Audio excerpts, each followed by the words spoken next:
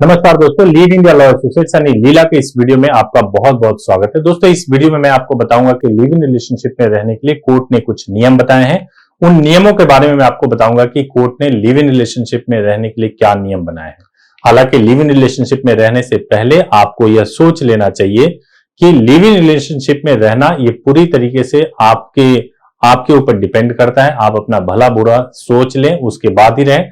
कानून स्वतंत्रता के नाम पर आपको रोकता नहीं है, लेकिन आपको खुद तय करना है कि आपको कितना लिव इन रिलेशनशिप में जाना आपके भविष्य के लिए कितना सही होगा, कितना गलत होगा, आपको ही सोचना चाहिए। लेकिन मैं कानून की बात कर रहा हूं, तो भारत में लिव इन रिलेशनशिप पर कोई अलग से कानून नहीं है, लेकिन अदालतों ने इसे समय समय पर अपने फैसलों से परिभाषित किया है और कुछ गाइडलाइंस भी दी है। मैं आपको इस वीडियो में उन गाइडलाइंस के बारे में बताऊंगा। लिव इन रिलेशनशिप में रहने वाले कपल के लिए प्रीवी काउंसिल से लेकर सुप्रीम कोर्ट ने कुछ विशेष व्यवस्था दी है।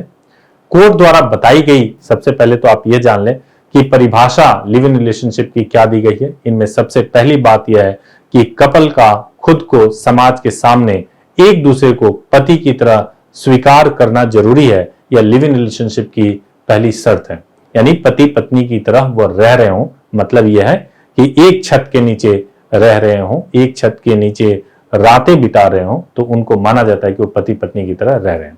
दूसरी महत्वपूर्ण बात बताया गया कि कानूनी दृष्टि से दोनों का बालिग होना जरूरी है। कानूनी दृष्टि से दोनों का, लिव इन रिलेशनशिप में रहने वाले दोनों लोगों का बालिग होना जरूरी है। और तीसरी बात है कि एक छत के नीचे नेचर ऑफ मैरिज यानी विवाहित जोड़े की तरह रहना जरूरी है। नेचर ऑफ मैरिज का मतलब है कि उनके बीच में सेक्सुअल रिलेशनशिप भी बन रहे हो, तो ही उसको लिव इन रिलेशनशिप के तहत माना जाएगा।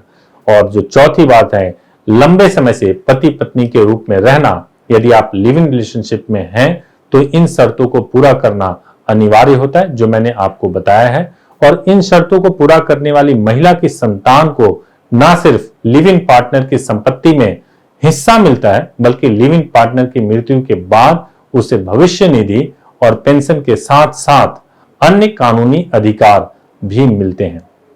मैं आपको इसके बारे में कुछ केस के बारे में बताऊंगा। जैसे लिव इन रिलेशनशिप को डिफाइन करने वाले दो अहम फैसले बहुत इंपॉर्टेंट हैं। नवंबर 2013 में इंदिरा शर्मा वर्सेस वीके शर्मा के केस में एक फैसला आया जो कि काफी महत्वपूर्ण है। लिव इन में रहने वाली महिला पार्टनर को काफी अधिकार इस फैसले से मिलता है। न्यायमूर्ति एस.के. राधाकृष्णन और न्यायमूर्ति पिनाकी चंद्र घोष की पीठ ने फैसला सुनाया था कि यदि यह सिद्ध होता है कि लिव इन रिलेशनशिप में रहने वाली महिला की स्थिति पत्नी जैसी थी, तो उसे गुजारा भत्ता और दूसरे अधिकार अवश्य मिलने चाहिए। लेकिन 21 अक्टूबर 2010 में लिव इन रिलेशनशिप की जो समय अवधि है उसके ऊपर आया। इस पर जस्टिस मार्कंडे काटजू और जस्टिस तीरथ सिंह ठाकुर की पीठ ने एक महत्वपूर्ण फैसला सुनाया था।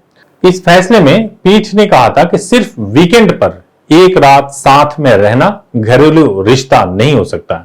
ऐसी स्थिति में महिला गुजारा भत्ते या मुआवजे की मांग नहीं कर सकती है।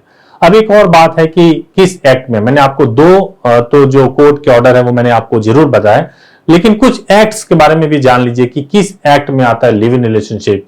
लिव इन रिलेशनशिप के लिए कोई सेपरेट कानून नहीं है, अलग से कोई कानून नहीं बना हुआ है, लेकिन डोमेस्टिक वायलेंस एक्ट 2005 की धारा 29F में कहा है कि घरेलू संबंध का अर्थ दो व्यक्तियों के बीच का संबंध है जो किसी भी समय एक साझे घर में बिताए गए हों या बिता रहे हों।